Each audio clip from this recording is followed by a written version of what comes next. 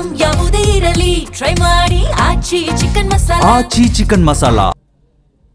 ಹಾಲು ಮತ ಮುಸ್ಲಿಮರ ವಿರುದ್ಧ ಅವಹೇಳನ ಭಾಷಣವನ್ನ ಮಾಡಿದ್ದಂತ ಸಿಸಿ ಪಾಟೀಲ್ ಇದೀಗ ವಿಷಾದ ವ್ಯಕ್ತಪಡಿಸಿದ್ದಾರೆ.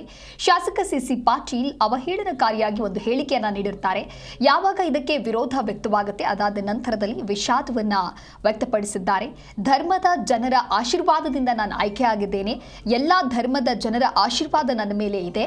ವಿಡಿಯೋ ಮೂಲಕ ಸಿಸಿ ಪಾಟೀಲ್ ಇದೀಗ ವಿಷಾದವನ್ನ ವ್ಯಕ್ತಪಡಿಸಿದ್ದಾರೆ. ಬಾಗಲಕೋಟೆ ಉಪಚುನಾವಣೆಯ ವೇಳೆ ಕುರುಬ ಸಮಾಜ ಹಾಗೂ ಮುಸ್ಲಿಂ ಸಮಾಜದ ಕುರಿತಂತೆ ಅವಹೇಳನಕಾರಿ ಹೇಳಿಕೆಯನ್ನ ನೀಡಿರ್ತಾರೆ ಶಾಸಕರು.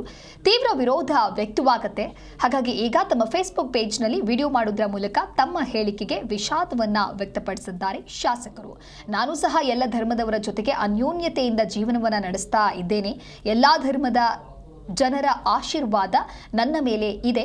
ಹಾಲುಮತ ಸಮಾಜದ ಹಾಗೂ ಅಲ್ಪಸಂಖ್ಯಾತ ಸಮಾಜದ ಒಗ್ಗಟ್ಟನ್ನ ನೋಡಿ ನಾವು ಕಲಿಬೇಕು ಅನ್ನುವಂತ ಹೇಳುವ ಆತರದಲ್ಲಿ ನಾನು ಆ ರೀತಿ ಮಾತನಾಡಿದ್ದೇನೆ.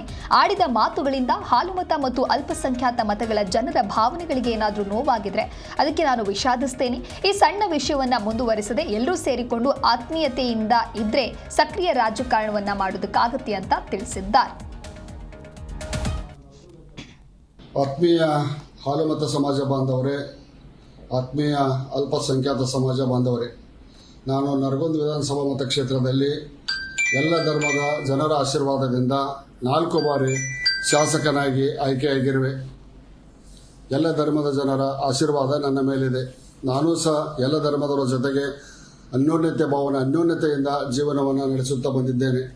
ಆದರೆ ಬಾಗಲಕೋಟೆ ಉಪಚುನಾವಣೆಯಲ್ಲಿ ವೀರಶೈವ ಮತದ ಉಪಪಂಗಡಗಳ ಸಭೆಯನ್ನು ನಡೆದಾಗ ಪ್ರಚಾರ ಭಾಷಣವನ್ನು ಮಾಡುವಂಥ ಸಂದರ್ಭದಲ್ಲಿ ಹಾಲುಮತ ಸಮಾಜದ ಮತ್ತು ಅಲ್ಪಸಂಖ್ಯಾತ ಸಮುದಾಯದ ಒಗ್ಗಟ್ಟನ್ನು ನೋಡಿ ನಾವು ಕಲಿಯಬೇಕೆನ್ನೋ ಹೇಳುವ ಆತುರದಲ್ಲಿ ಹಾಲುಮತ ಸಮಾಜ ಮತ್ತು ಅಲ್ಪಸಂಖ್ಯಾತ ಸಮುದಾಯದ ಬಗ್ಗೆ ಆಡಿದ ಮಾತುಗಳಿಂದ ಹಾಲುಮತ ಮತ್ತು ಅಲ್ಪಸಂಖ್ಯಾತ ಮತಗಳ ಜನರ ಭಾವನೆಗಳಿಗೆ ನೋವಾಗಿದ್ದರೆ ನಾನು ವಿಷಾದಿಸುತ್ತೇನೆ. ಈ ಸಣ್ಣ ವಿಷಯವನ್ನು ಮುಂದುವರಿಸದೆ ಎಲ್ಲರೂ ಸೇರಿಕೊಂಡು ಆತ್ಮೀಯತೆಯಿಂದ ಅನ್ಯೋನ್ಯತೆಯಿಂದ ಸಕ್ರಿಯ ರಾಜಕಾರಣವನ್ನು ಮುಂದುವರಿಸೋಣ.